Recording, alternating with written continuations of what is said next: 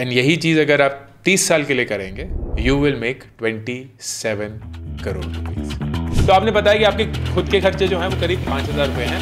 आपके bank account में अभी कितने पैसे होंगे? ज्यादा नहीं, हार्डली 2-3,000। आपको पहली चीज क्या करनी है इज अपने पेरेंट्स के लिए हेल्थ इंश्योरेंस खरीदना। वंस यू डन दैट, अब आप जो ये 10,000 रुपए स्टॉक मार्केट में डाल सकते हैं। We come from a ऐसी family, middle class lower class में मैं उसको डिफरेंशिएट नहीं करना चाहूंगा। बस ऐसी फैमिली जिसकी अर्निंग्स जितनी आती है उतनी एक्सपेंडिचर में चली जाती है। ऐसा हो सकता है कि जब वो फाइनल बिल देखेंगे वो बोलेंगे यार ये तो हमने अग्री नहीं किया था, अरे ये तो जिस बीमारी के लिए एडमिट हुआ था उसमें तो आप ये दिखा रहे हैं कि स्मोकिंग से भी हो सकती है बीमारी। कुछ भी ऐसा हो सकता है जिसके कारणवश वो बोलेंगे। आज के मनी मैटर्स एपिसोड में हमारे साथ है अमन कामत। अमन, आपका स्वागत है। Hello sir, hello. So grateful Wonderful. to be here. Thank you. We are grateful to have you, अमन। आप कहाँ से बोल रहे हैं अमन? मैं मुंबई में रहता हूँ। मुंबई में वर्ली में रहता हूँ मैं। और अच्छा। बचपन से यहीं रहे हैं। एजुकेशन भी यही कंप्लीट हुआ है। I live with my family of 4, जहाँ पर मेरी एक बड़ी बहन है, my father and my mother. सही, तो आप मुंबई में पले बड़े हैं and yes. Family of 4 and आप काम करते हैं कि पढ़ रहे हैं? मैं अभी काम कर रहा हूँ। I am working. Okay. मैं एक इंश्योरेंस फर्म में काम करता हूँ, कंपनी में, Okay. And as a data analyst.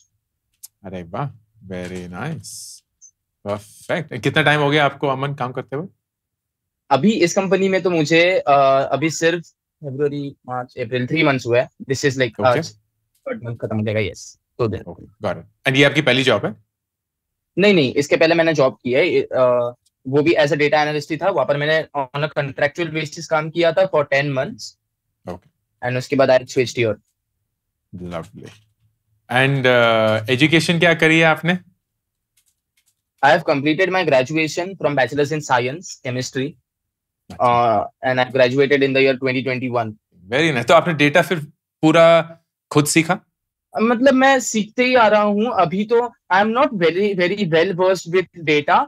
मुझे पता है कि मुझे क्या करना है। एक पर्टिकुलर पाथ मैंने चूज किया है और उस पे step by step I am taking like a step forward. और इतना ज्यादा, I am just 23 right now.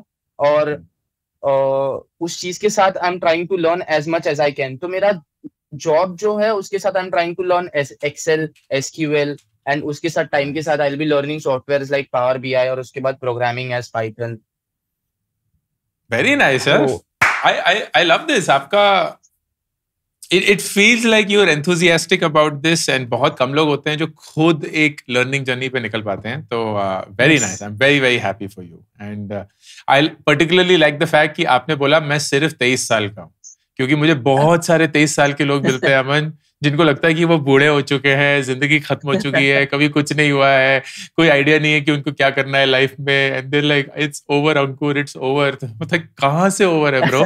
मतलब आप सिर्फ 23 के हैं, अभी तो बहुत बहुत लंबा शुरू करना है, बट इट्स लवली। तो जब आपने मनी मैटर्स का फॉर्म भरा था अमन, आई एम श्योर आपके जहन में कुछ होगा कि आप इससे कुछ लेना चाहते हैं, कुछ सीखना चाहते हैं, कोई मदद चाहते हैं। तो what was your larger objective कि मनी मैटर्स पे आप क्यों आना चाहते थे? अगर मैं इस चीज को पूरा डिटेल में आपकी इजाजत हो तो मैं स्क्रैच से बताना चाहूंगा। प्लीज प्लीज प्लीज, जितना बता पाएंगे उतना अच्छा रहेगा, बताइए। Yes, perfect. So like firstly तो सर कैसा हो गया है कि I have graduated from science, और मैं मेरे फैमिली में we come from a very middle class, and ऐसी family, middle class lower class में मैं उसको डिफरेंशिएट नहीं करना चाहूंगा। बस ऐसी फैमिली जिसकी अर्निंग्स जितनी आती है उतनी एक्सपेंडिचर में चली जाती है। तो उस चीज में फाइनेंशियल मैनेजमेंट का नॉलेज सबके पास नहीं है, and my parents are not that very well educated. और ये चीज मैं दुख में नहीं बता रहा हूँ, but they are not very like, उनका उतना प्रिविलेज नहीं मिला कि वो उतना पढ़ पाए या फिर इतनी नॉलेज रख पाए फाइनेंस की या फिर किसी भी तरीके की एजुकेशनल फील्ड की। But I am very privileged कि हमारे मॉम डैड ने इस परिस्थिति में रहते हुए भी हमें उतना पढ़ा दिया है कि हमारे पास ये नॉलेज है। और मैं चाहता हूँ कि इस चीज को मैं यूज करूं और आगे जितना अपनी तरफ से कंट्रीब्यूट कर सकता हूँ अपनी फैमिली के लिए वो करना चाहता हूँ। तो कैसा हुआ कि looking at my self, I always felt very much left out. आपको भी अगर जैसे मैंने डिस्कवर किया सर, सबसे पहले मैं आई वॉज लॉस्ट ऑब्वियसली, मैं 20 ईयर्स का था, I was lost 3 years ago, और समझ नहीं आ रहा था। I mean it was a very young age to be feeling stressed about career, but at the same time मैंने आपकी एक वीडियो देखी थी कि things I avoided in my 20s, I should have avoided in my 20s। तो वहां से I discovered your profile, तभी से I have subscribe to your channel, and मुझे पता चला कि आप फाइनेंस मैनेजमेंट के बारे में बहुत सारी चीजें सिखाते हैं। But at the same time मुझे I am one of those, मुझे नहीं लगता कि ज्यादा लोग रिलेट कर पाएंगे, but at the same time there are people who might be able to relate to me, कि मैं उनमें से हूँ जिनको जेन्युइनली ज्यादा नहीं पता कि एसआईपी अगर है तो वो क्या होती है, या फिर उसमें अगर मैं मिड कैप, स्मॉल कैप या लार्ज कैप की बात करूँ तो वो डिटेल में वो एक्चुअली क्या है, रिसर्च, वो नॉलेज गेन करना, एक प्रॉपर, मेरा मोटिव, मेरा अप्रोच मनी मैटर्स का फॉर्म भरने से ये था कि सबसे पहली चीज, अगर मुझे आपके जैसा कोई मेंटर मिल रहा है जो मुझे इस चीज पर गाइड कर सके, तो मैं बहुत ज्यादा खुश नसीब समझूंगा खुद को, जो कि मैं अभी भी समझ रहा हूँ। और दूसरी चीज ये है कि मुझे एक स्केलेटल स्ट्रक्चर मिल जाएगा चीजों को करने का, तो दैट उसके हिसाब से I can research and take my steps आराम से। It is absolutely great. ये आपके जरिए ना अमन, बहुत सारे ऐसे लोग जो हाथ उठाने से डरते हैं कि मुझे भी नहीं पता है, मुझे जब आप एसआई भी बोलते हैं मुझे पता भी नहीं है कि शुरू कहां से करते हैं, जब आप बोलते हैं मिड कैप तो मुझे पता भी नहीं है कि मिड कैप क्या होता है मुझे पता नहीं है कि मैं सर्च क्या करूं, लाइक ढूंढूं क्या। तो we'll go through all of that and we'll try and see कितना इसमें आपकी जर्नी में मदद हो सकती है। ओके, तो इसी ऑब्जेक्टिव के साथ शुरू करें फिर। Yes, definitely, always बढ़िया। तो let's start with the usual finance numbers. तो सबसे पहले आपकी इनकम से शुरू करते हैं, क्योंकि आप एक इंश्योरेंस कंपनी में काम करते हैं, डेटा एनालिस्ट 3 महीने हो चुके हैं, so you have somewhat of a rhythm there. आपकी इन हैंड हर महीने कितनी सैलरी आती है अमन? 25,000. Around 25,800, lump sum 25,000. Yes. ठीक है, fair enough. And कोई आइडिया अमन कि इसमें कोई प्रोविडेंट फंड, पीएफ कुछ भी डिडक्ट होके आता है? Yes, yes. ये एक्चुअली वो एम्प्लॉयर्स और एम्प्लॉय का दोनों का साथ में होता है। तो जो एम्प्लॉय का है दैट इज 1800, एम्प्लॉयर का 1800, तो हम सबको 3600 की है, बट हमारे में आई गेस सिर्फ 1800 आता है, but I am not sure, मुझे बराबर इस चीज के बारे में पता है या नहीं, बट हाँ ठीक है, ठीक है। अगर कंपनी सही से काम कर रही है तो आपके 1800 को उनको मैच करना होगा, तो 3600 ही आना चाहिए। इफ यू आर कंट्रीब्यूटिंग 1800 तो आपके सीटीसी में 3600 होगा, लेकिन आपकी डिडक्शन जो है वो 1800 दिखाएगा, बिकॉज आपको फिर बाकी मिलता है। ठीक है, परफेक्ट। कोई भी और इनकम, कोई और साइड इनकम, कोई फ्रीलांसिंग इनकम, कुछ और? नहीं, मतलब मैं कर रहा हूँ कंटेंट क्रिएशन, बट अभी कुछ हो नहीं रहा। I will keep trying. बिल्कुल बिल्कुल, और करते रहिएगा। लेकिन ठीक है, दैट्स परफेक्टली फाइन अभी के लिए। खर्चों पे आते हैं। Yes. तो मोटे मोटे खर्चे बताइए कि कहाँ कहाँ आप अपना इस पैसे को खर्च करते हैं। So what are the big ones? तो सर ये चीज तो मैं सोचते आया हूँ कि ये चीज आपके सामने मुझे बतानी है, क्योंकि मुझे पता ही नहीं कि मैं ये कैसे इन्वेस्ट कर रहा हूँ और कहाँ कर रहा हूँ, क्योंकि इन्वेस्टमेंट मेरे लाइफ में जीरो रहा है अभी। कोई बात नहीं, 3 ही महीने शुरू हुए, इतना भी अपना ऊपर प्रेशर मत डालिए। बहुत लंबी जिंदगी है, बहुत अच्छे से इन्वेस्ट करेंगे, वो शुरुआत ही अच्छी है। तो हाँ बताइए, तो अभी कहाँ कहाँ आपका पैसा खर्च होता है? तो सर अभी ऐसा है कि मेरे फादर का और मेरा जो इनकम होता है वो लमसम लाइक 40-50,000 ही हो पाता है पूरे महीने का। ठीक है, वो घर पर आता है। तो मुझे क्या करना होता है अभी, बस मैं अपनी सेफ्टी सोच रहा हूँ, इसलिए आई गिव 20,000 घर पे एंड 5,000 मैं अपने एक्सपेंसेस निकालने का सोचता हूँ।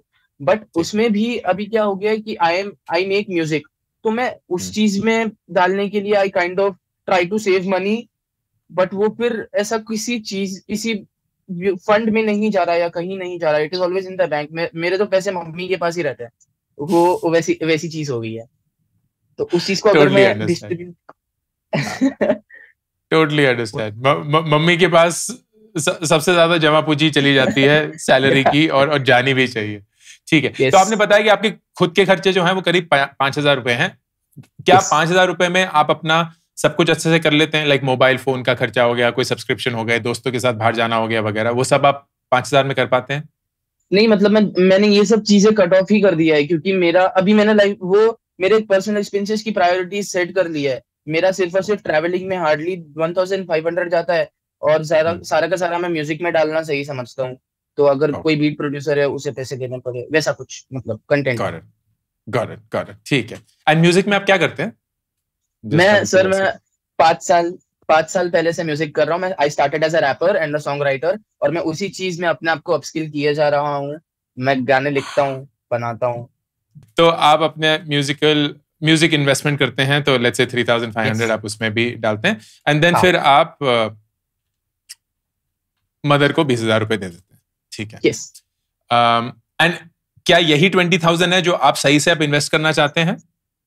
जी हाँ, मैं यही पूछ रहा हूँ। अगर ऐसा हो सकता है कि मैं घर पे सिर्फ 10 दूं या फिर सिर्फ 15 दूं, और उन जो बचे कुछ पैसे उनको मैं अगर प्रॉपर्ली डिस्ट्रीब्यूट करके इन्वेस्ट कर सकूं, क्योंकि मैं लॉन्ग टर्म ही सोचना चाह रहा हूँ। Like it's not about how much you invest, it's about for how much time you how long your takes. Perfect, wonderful, very nice. ठीक है, मुझे ये बताइए कि जो आपका पूरा घर का खर्चा है, वो आपकी फादर की इनकम और आपकी इनकम मिलाकर, आर यू ऑल ओके? कोई लोन वोन है सर पे, कुछ पे करना है, कहीं कोई घर का, आप अपने घर में रहते हैं? हाँ, फॉर्चुनेटली ये हमारा खुद का घर है। ठीक है, वंडरफुल। तो ठीक है, परफेक्ट। तो जो आप अपनी माँ को 20,000 रुपए देते हैं, उसमें से कितना है जो जरूरत के लिए देते हैं और कितना है जो क्योंकि आपके पास और कोई अभी अंडरस्टैंडिंग नहीं है दे देते हैं? तो इसमें जरूरत का खर्चा कितना होगा? आई गेस जहां तक मैं मम्मा को जानता हूँ, मम्मा वो सारे पैसे अभी तक भी उन्होंने बचाकर रखे ही होंगे। मतलब she doesn't spend my money. वो जो घर के एक्सपेंसेस में सारा पापा का ही इनकम का पैसा जा रहा है मेरे हिसाब से। गॉट इट, परफेक्ट, ठीक है, wonderful, okay, this is really good to know. And इसी को हम फिर यूज करके आगे बढ़ेंगे। तो इस 20,000 में से आपके हिसाब से ऐसा कोई भी पैसा नहीं है जो जरूरत के लिए जा रहा है, वो पापा की इनकम मैनेज कर लेती है। तो मम्मा अभी मोस्ट लाइकली इसको सेव कर रही हैं घर पे रखा। And of course this should be, हाँ एग्जैक्टली राइट, जो डीमोनेटाइजेशन में कहीं कहीं बाहर निकल के आ जाता है कि कहाँ किधर पैसे रखे होते हैं मम्मियों ने, which is something that happened. Okay, perfect, ठीक है, for home expenses, okay. And अभी जैसे आपने बताया कि अभी आप कोई भी इन्वेस्टमेंट नहीं कर रहे? नहीं। ठीक है, दैट्स फाइन। आपके बैंक अकाउंट में अभी कितने पैसे होंगे? ज्यादा नहीं, आई गेस जितने भी अप्रोक्सीमेट, हार्डली 2-3,000। ठीक है, परफेक्ट, ओके। अब कुछ फंडामेंटल सवाल from a safety and protection perspective. सबसे पहला, क्या आपकी कंपनी ने आपको हेल्थ इंश्योरेंस दिया हुआ है? नहीं, बिकॉज मैं कॉन्ट्रैक्चुअल बेसिस पे हूँ। आई गेस वो परमानेंट रोल पे जो लोग वहां पर हायर्ड है उनके लिए है, तो आई डोंट। ओके, ठीक है, परफेक्ट। आपको कोई ऐसी क्लैरिटी कि कुछ महीनों बाद आप परमानेंट हो सकते हैं, कि आपको अभी कोई विजिबिलिटी नहीं है उसमें? नहीं, yes definitely I am working on it. मतलब मैं उस चीज को अब मैं 60-40 रेशियो में ही रखना चाहूंगा। 60% हो सकता है, 40% नहीं भी हो सकता है। ठीक है, दैट्स परफेक्टली फाइन। क्या आपके पेरेंट्स के पास हेल्थ इंश्योरेंस है? आपको आइडिया कोई? नहीं, हेल्थ इंश्योरेंस तो नहीं है। बस एक पापा ने एक एफडी में डिपॉजिट किया था, 5 इयर्स का था, एंड अभी वो कुछ 15 इयर्स का प्लान था। And I am not very much detail में नहीं पता उस चीज के बारे में, बट 5 इयर्स तक इन्वेस्ट किया उसमें, ईयरली 75,000, एंड अभी 5 इयर्स तक वो रहेगा, एंड उसके 5 इयर्स के बाद we'll get a good return. अब वो कितना percent I am not very much sure, but या बट वो मामा के नाम पे है, पापा का या किसी का ऐसा नहीं है कुछ अभी तक। ठीक है, परफेक्ट। क्या आपके पापा के पास लाइफ इंश्योरेंस है, कि यही एक जो इन्वेस्टमेंट बोल रहे हैं भैया? ओके, बस वही है फिलहाल। ठीक है, तो शुरू करते हैं। सो पहली चीज, आपकी अभी जो तनख्वाह है 25,000, अगर हम सिर्फ उसी को लेते हैं, then the good thing is कि इसमें आपके नीड्स या जरूरतों का जो खर्चा है वो बहुत कम है, क्योंकि आप घर में ही रह रहे हैं, उस घर का कोई रेंट नहीं है, खाने पीने का भी कोई खर्चा नहीं है क्योंकि आप फैमिली के साथ ही रहते हैं। So from a needs perspective आपके जो खर्चे हैं वो नियरली जीरो है। कुछ होंगे, but that's perfectly fine. Wants में जो आपकी इच्छाएं हैं, right, so anything that you want to do and how you want to do it, उसमें आप assume करिए ये 5,000 रुपए जो हैं वो आप डाल रहे हैं. And मेरा first suggestion ये रहेगा कि ये 5,000 रुपए आप बिल्कुल अच्छे से जहां भी डालना चाहते हैं वहां डालिए, खर्च करिए. ये of course आप ही के पैसे हैं. ऐसे नहीं जीना है कि सारे पैसे इन्वेस्ट कर दो ताकि 60 साल पे करोड़पति हो लेकिन दांत भी ना हो, पैर भी ना हो, उसका कोई फायदा नहीं है. तो आप जैसे जैसे अपनी सैलरी इंक्रीज कर रहे हैं एंड आप बड़े भी हो रहे हैं, you should spend on what ever it is, चाहे वो आपका म्यूजिक हो, चाहे वो ट्रैवलिंग हो, चाहे वो कुछ भी और हो. And then the investments part is right now 20,000 and of course this will keep growing every year जैसे आपकी तनख्वाह भी ग्रो होगी. So all of this is great. अब इस इन्वेस्टमेंट को हम 2 हिस्सों में तोड़ेंगे. पहला हिस्सा which you want to contribute towards home. And ये इसलिए नहीं है क्योंकि आपको ये करने की जरूरत है. सो थैंकफुली आपके पापा की इनकम वो सब कुछ फुलफिल करती है.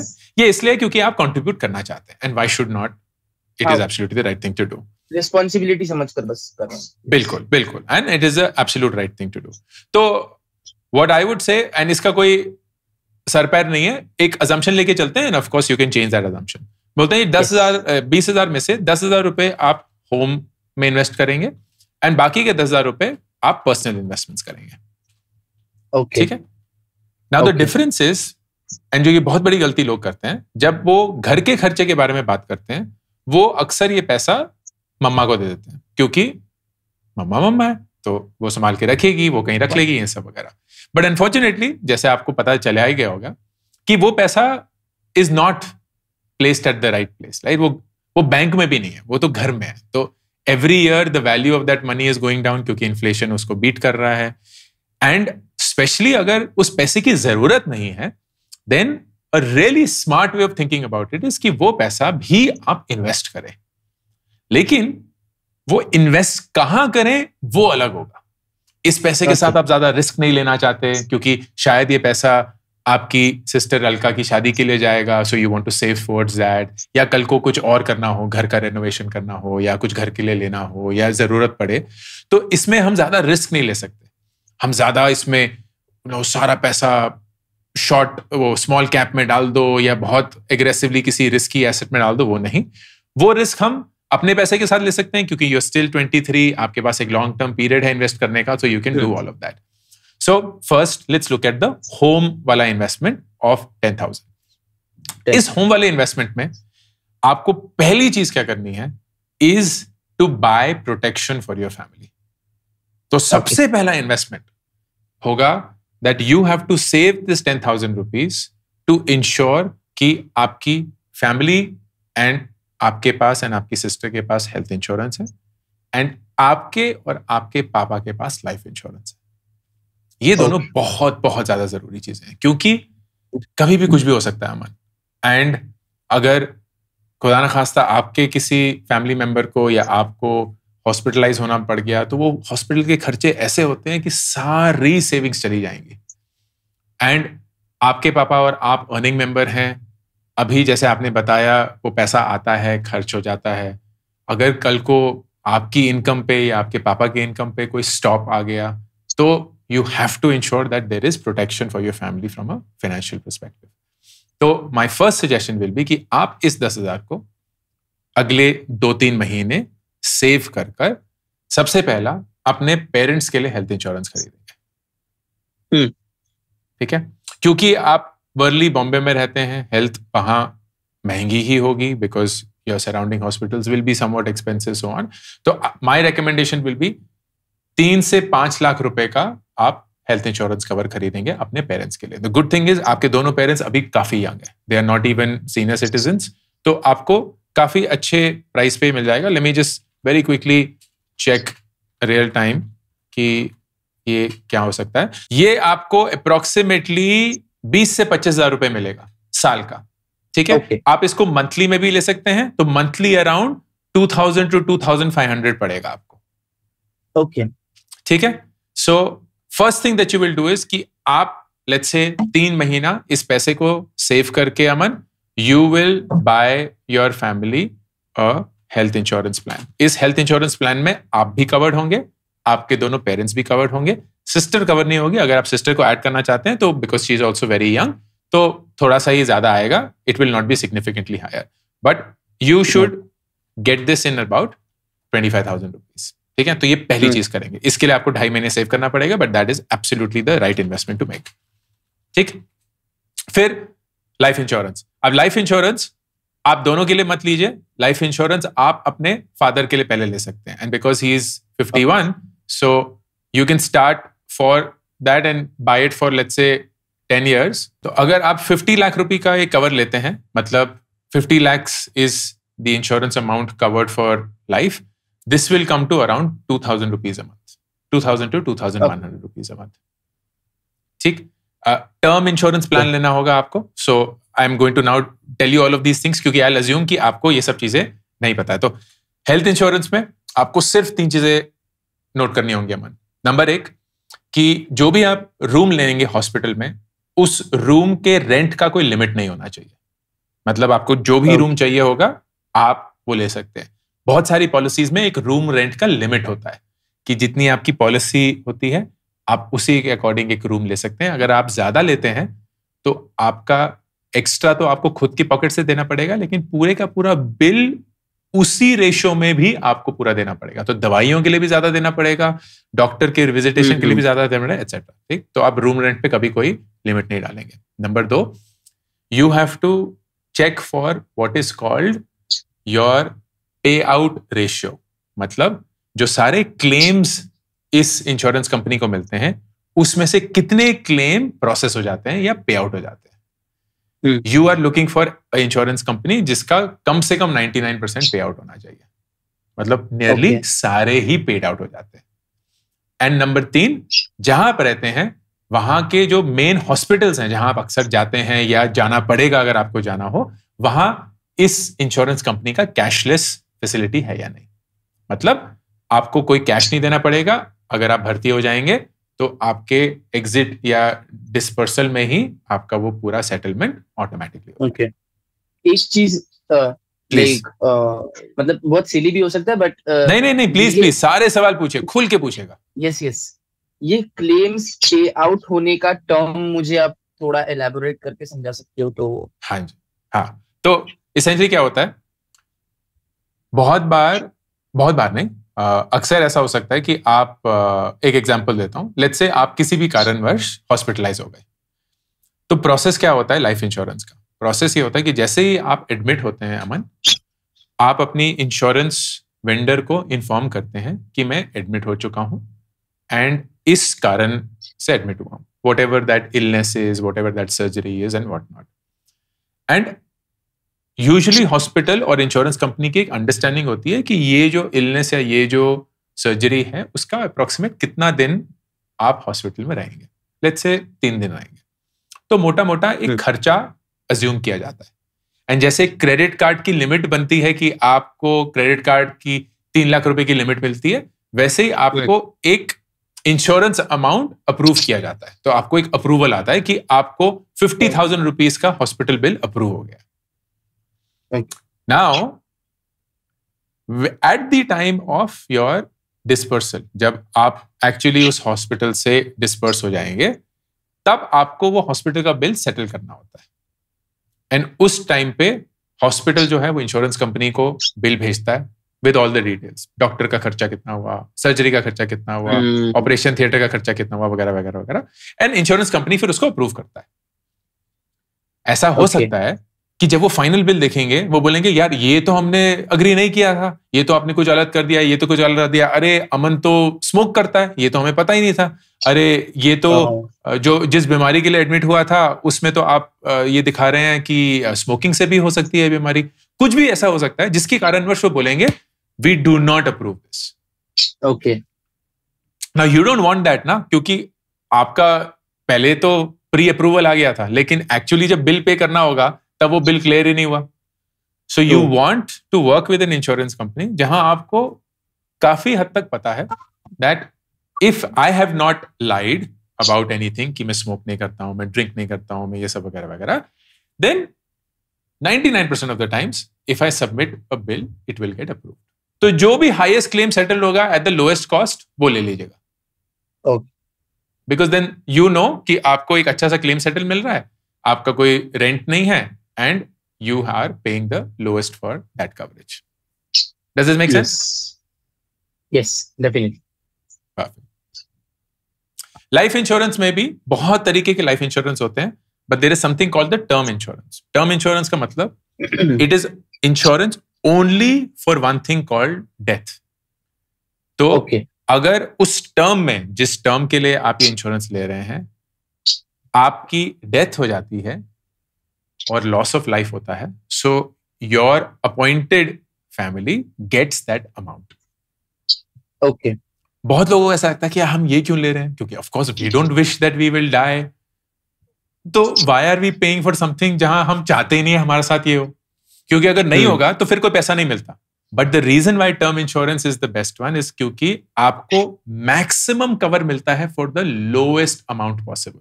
इंश्योरेंस में बहुत सारे और प्रोडक्ट भी होते हैं, इन्वेस्टमेंट प्रोडक्ट्स होते हैं, रिटर्न ऑफ प्रीमियम प्रोडक्ट होते हैं, लेकिन उसमें क्या होता है कि सेम कवर के लिए आपका प्रीमियम बहुत बढ़ जाता है. क्यों? क्योंकि अल्टीमेटली कोई फ्री पैसा तो है नहीं अमन कहीं.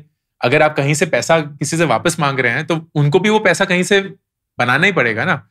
ये टर्म इंश्योरेंस जो है वो बिल्कुल सिंपल होता है. जैसे अगर आप अभी अपनी टर्म इंश्योरेंस लेते हैं तो the probability of somebody at the age of 23 passing away is very low. तो आपका प्रीमियम बहुत ही कम होगा, and the premium will be locked for the entire term. तो जितना पैसा आप आज देंगे वही पैसा आप 30 साल बाद भी दे रहे होंगे. तो इट इज ग्रेट क्योंकि वो वैल्यू ऑफ मनी की वजह से कम होता रहेगा. But at any point of time if you lose your life, your family will get the entire amount. Oh, okay. तो ये तो फिर let's say if someone has diabetes या फिर गॉड फॉरबिड कैंसर या कुछ है, तो उनके लिए तो this is like the best plan. नहीं तो अब it's a very good question. लेकिन अब आप यही देखिए कि अगर आप एक इंश्योरेंस कंपनी है और आपको एक कैंसर पेशेंट को इंश्योर करना होगा तो आप क्यों करें? आप नहीं करेंगे ना. तो unfortunately people who already have a existing disease या इलनेस, उनके लिए लाइफ इंश्योरेंस मिलना बहुत मुश्किल होता है, ऑलमोस्ट इम्पॉसिबल होता है. Which is why I asked you कि आपके पेरेंट्स के पास कोई इलनेस तो नहीं है, क्योंकि नहीं है they will easily get it. And उनको हेल्थ इंश्योरेंस भी मिल जाएगा, लाइफ इंश्योरेंस भी मिल जाएगा. एंड अगर खुदा ना खास्ता 2-3 साल या 5 साल या 10 साल के बाद कोई इलनेस आ भी जाता है, that is automatically then covered, क्योंकि आप ऑलरेडी उस इंश्योरेंस पॉलिसी के पेयर थे. लेकिन अगर पहले से ही है तो फिर नहीं होता. ओके, ठीक है. Yes, understood. तो अगर ये 25 एंड आपका मर्जी है कि आप इस 25,000 को लमसम में देना चाहते हैं या हर महीने देना चाहते हैं, विच एवर वे, जो भी आपको कंफर्टेबल लगेगा. लेकिन लेट्स अज्यूम कि आप लमसम में देना चाहते हैं, तो हेल्थ इंश्योरेंस और लाइफ इंश्योरेंस दोनों को जोड़ के अराउंड 50,000 रुपीज का खर्चा है, which means 5 months of saving of this 10,000 rupees. तो अगले 5 महीने आपका गोल होना चाहिए कि आप इस 10,000 रुपए को सेव करेंगे.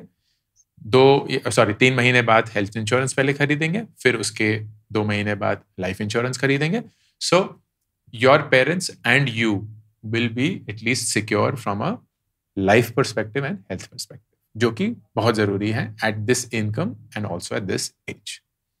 क्लियर? तो लाइफ एंड हेल्थ इंश्योरेंस का tenure is divided on a yearly basis, right? और वो like yes, it's a yearly basis payment. Health insurance हर साल रिन्यू होता है. लाइफ इंश्योरेंस जो है वो आप एक बार लॉक इन कर लेते हैं एंड हर साल सेम पेमेंट रहती है. हेल्थ इंश्योरेंस की पेमेंट हर साल बदलती रहेगी. तो 25 करके I'll have to like put in 50,000 per year.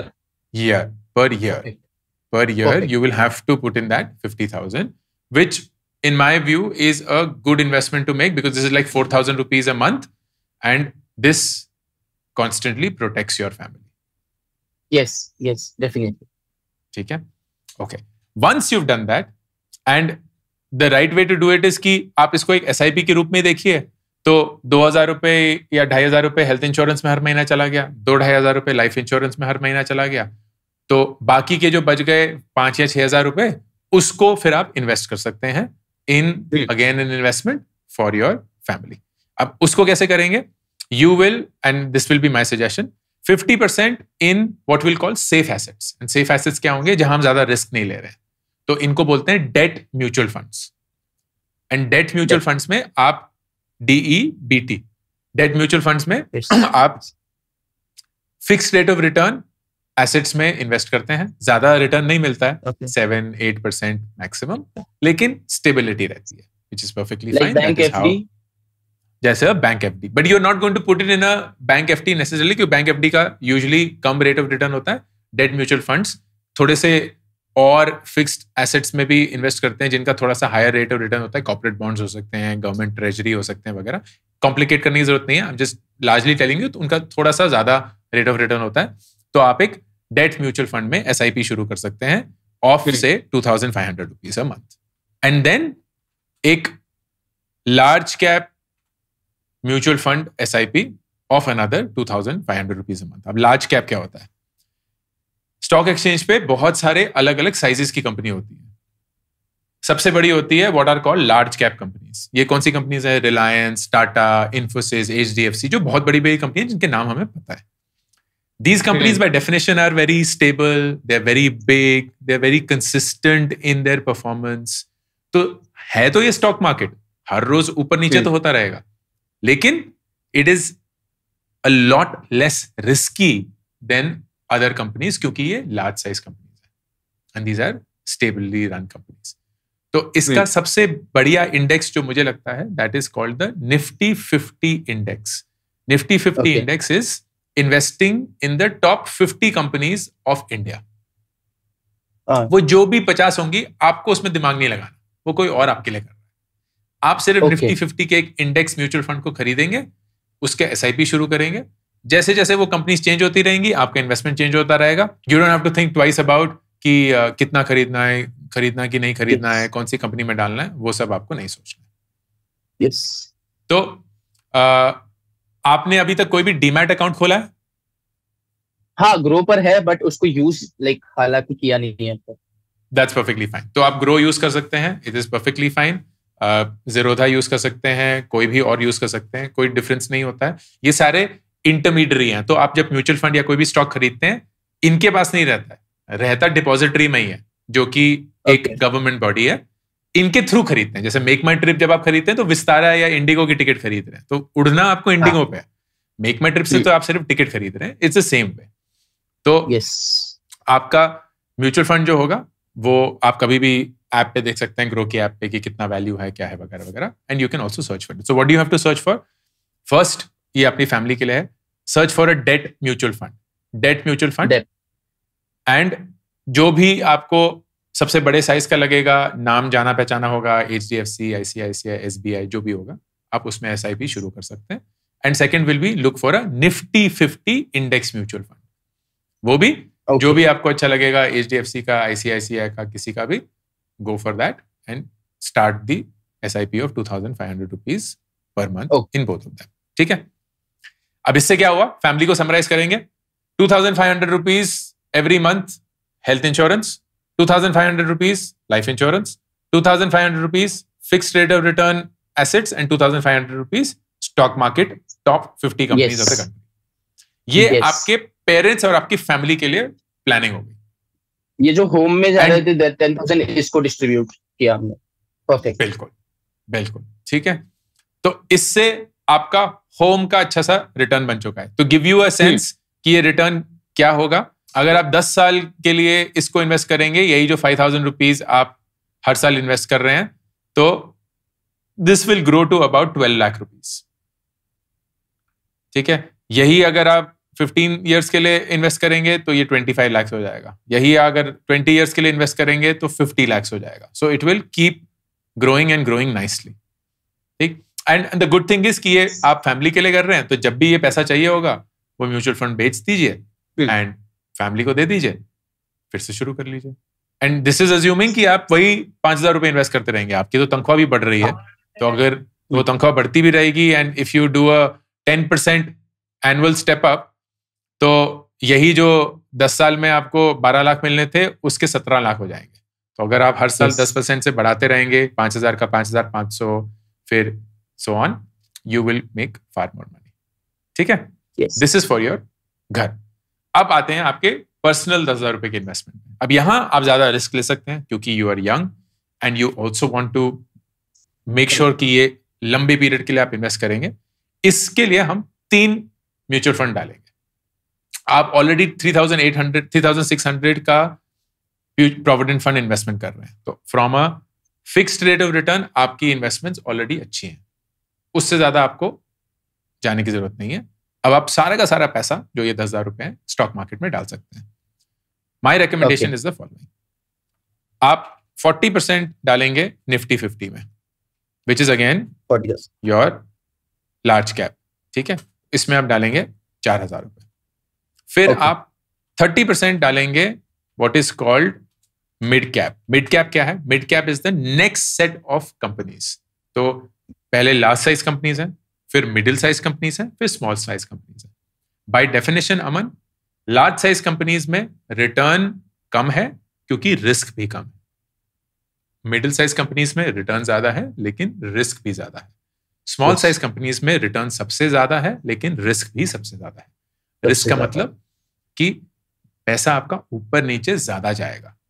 Okay. तो जहां रिलायंस का स्टॉक बहुत थोड़ा हिलता है, वहीं एक स्मॉल साइज कंपनी का स्टॉक बहुत ज्यादा हिल सकता है। And that is why when you invest over a long term, आप उस उतार चढ़ाव से एब्स्ट्रैक्टेड हो जाते हैं। So you are able to actually make a healthy return over a period of time. तो 30% हम स्मॉल कैप में डालेंगे एंड अगेन 3,000।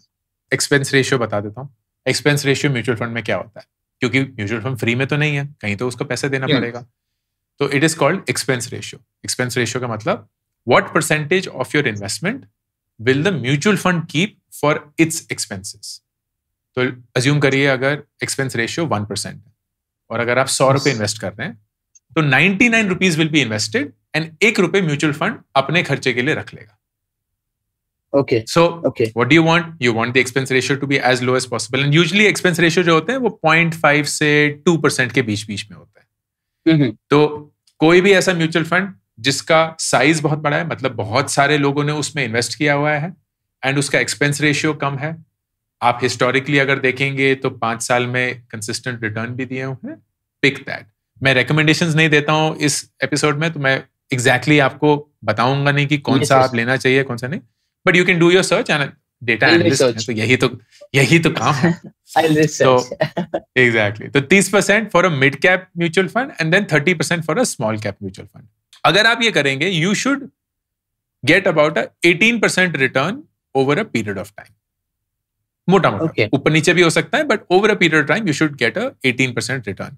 अब इसका देखते हैं कि 18% return what will it translate to. And मैं स्टेप अप एसआईपी करता हूं, तो मतलब हर साल अगर आप इसको 10% से बढ़ा भी देंगे, तो इस साल आपने 10,000 रुपीज अ मंथ किया है, लेट्स से अगले साल आप 11,000 रुपीज अ मंथ करेंगे and you will see how you can do that. So in 10 years ये 10,000 रुपए की SIP with a 10% step up should give you approximately 45 lakh rupees within 10 years. Within 10 years. अगर यही आप 20 years के लिए करेंगे, it will give you 4 crore rupees. Just 20 years. And यही चीज अगर आप 30 साल के लिए करेंगे, अगर आपने कर लिया, you will frankly only have yourself to thank. You will make 27 crore rupees. 27 crore रुपए, 30 साल की investment. So at the age of your retirement you will have a retirement corpus of around 27 crore rupees if you continue to invest with this mix and step up the SIP by 10% every year. Unbelievable. It's just about consistency. But it is just about consistency. It is just about consistency. This will be my plan for you. सबसे पहले protection, health, life, फिर family की contribution को आप मामा को ना देके invest करेंगे, ताकि जब कभी भी वो पैसा चाहिए हो आप उसको विड्रॉ कर सकते हैं। खुद के लिए आप ज्यादा रिस्क ले सकते हैं because you are still young and you will go for long term investment and with a slightly more risk appetite. And if you do that, then आपका 10 साल के अंदर अराउंड 46 lakhs, 20 साल के अंदर अराउंड 4 CR एंड 30 साल के अंदर 27 CR। क्वेश्चंस आई मीन सबसे पहले तो थैंक यू, आपने हर एक चीज इतना प्रॉपरली एक्सप्लेन किया, उस चीज को कंसिडर करते हुए कि मुझे सब कुछ डिटेल में नहीं पता, आपने large cap, mid cap, expense ratio, everything detail में बताया, तो आई एम ऑलरेडी ग्रेटफुल। वहां पर मेरे सारे क्वेश्चंस लाइक ऑलरेडी आंसर हो चुके थे। And I mean it's like I feel आपने जितना बताना चाहिए था उससे 10 गुना ज्यादा मेरी हेल्प की है already. Now it's all up to you know, मैं आप ही के वीडियोस देखते आया हूँ तो मैंने ये भी चीज सीखी है कि it's like about execution more than just learning. आप सीख कितना ही लो, आप एग्जीक्यूट नहीं करोगे तो वो मतलब का नहीं है ना, वो चीज है। बिल्कुल बिल्कुल बिल्कुल। I love this, thank you so much Aman, बहुत बहुत बहुत अच्छा लगा। I really really really feel कि आप with your thoughts, with your experiences बहुत आगे जाने वाले हैं, and I wish you the best, my friend. I really wish you the best. Thank you so much. Perfect. Thank you so much, Aman. All the best with everything. Take care. Thank you. मेरी नई किताब Make Epic Money 1 महीने के अंदर ही 1 lakh copies बेचकर हिंदुस्तान की best seller बन चुकी है। आप इसको ऑर्डर कर सकते हैं Amazon। इसी के साथ मेरी पहली 2 किताबें Get Epic Shit Done and Do Epic Shit भी बेस्ट सेलर्स हैं, Amazon पे अवेलेबल हैं। Audio book, Hindi format and English format, ये 3 किताबें आपकी रीडिंग जर्नी को एक आदत में बनाने के लिए।